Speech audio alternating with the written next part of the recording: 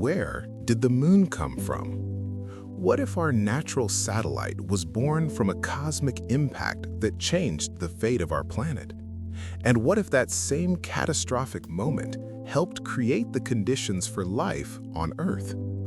Today, we explore the key theories behind the origin of the moon and try to understand the role space may have played in the emergence of life on our planet.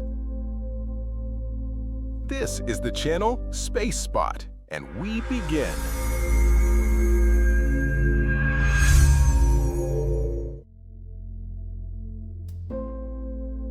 The moon feels like an inseparable part of Earth's sky, and for a long time its origin was rarely questioned.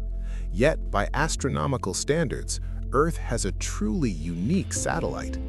Among the terrestrial planets, Earth, Mars, Venus, and Mercury, only Earth has a moon of such size. Venus and Mercury have no moons at all, while Mars has only two small bodies, Phobos and Deimos. In size, the moon is less than 4 times smaller than Earth, and in mass, about 80 times lighter. This makes the Earth-Moon system highly unusual. It is often described as a double planet system, a rare configuration that clearly demands an explanation.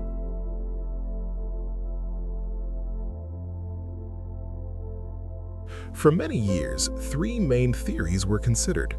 The first suggested that the moon formed elsewhere and was later captured by Earth's gravity. The second proposed that Earth and the moon formed side by side from the same material, but as 2 separate bodies. The third theory emerged later and gradually became the most widely accepted.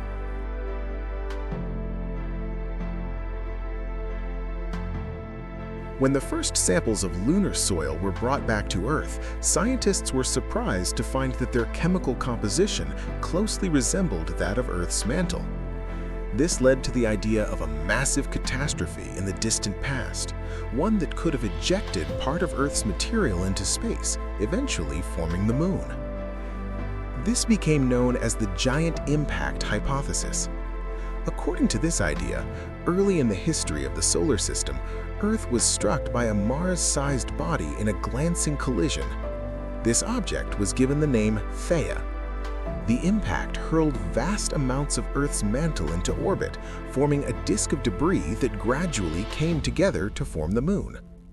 Computer simulations showed that such a scenario was physically possible. While much of the ejected material would have fallen back to Earth, a significant portion could remain in orbit and eventually merge into a single large body.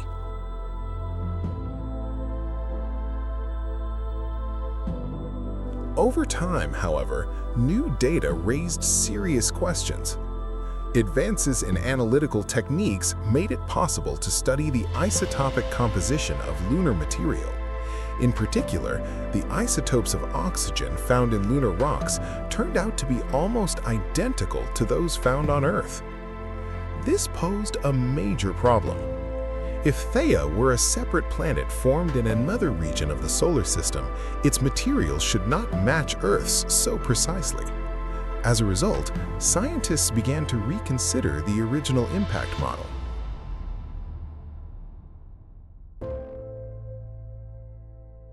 A modified version suggests that Theia may not have been a full planet at all, but rather the dense iron-nickel core of a destroyed body.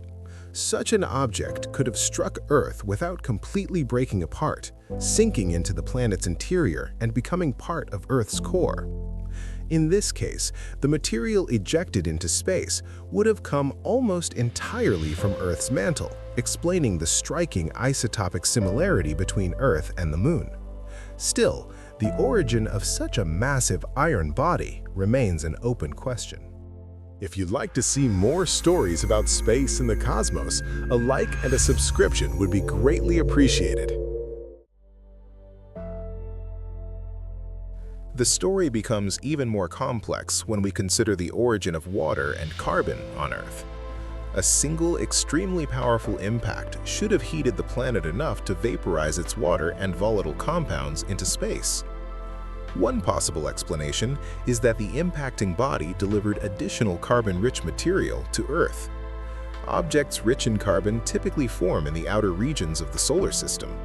Gravitational interactions with giant planets could have sent such bodies inward, where a collision with Earth occurred.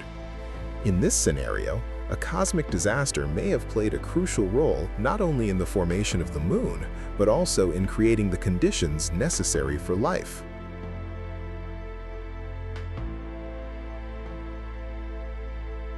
There is also an alternative view. According to this idea, the Moon did not form from one enormous collision, but from a series of smaller impacts. Multiple collisions would have produced less extreme heating, allowing water and other volatile substances to survive in the ejected material. This hypothesis aligns more closely with modern evidence of water deep within the Moon. Lunar samples have revealed minerals formed far below the surface that contain water, something difficult to explain with a single ultra-powerful impact.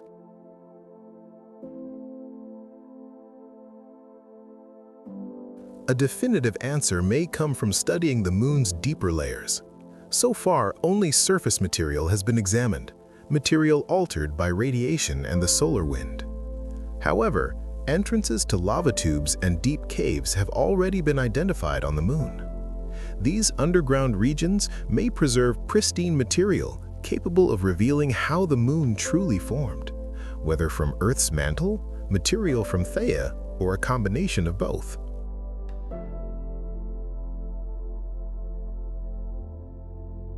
The early history of Earth and the Moon were marked by intense meteorite bombardment. These impacts created localized zones of extreme heat and pressure, natural chemical reactors where complex organic molecules could form more rapidly. On Earth, most traces of this era have been erased by geological activity, but the Moon, along with Mars and Mercury, has preserved this ancient record. Studying these worlds may help us understand how cosmic catastrophes shaped not only planets, but also the conditions that allowed life to emerge. We'll continue exploring the universe in future videos. Thank you for being here. Wishing you all the best. See you soon.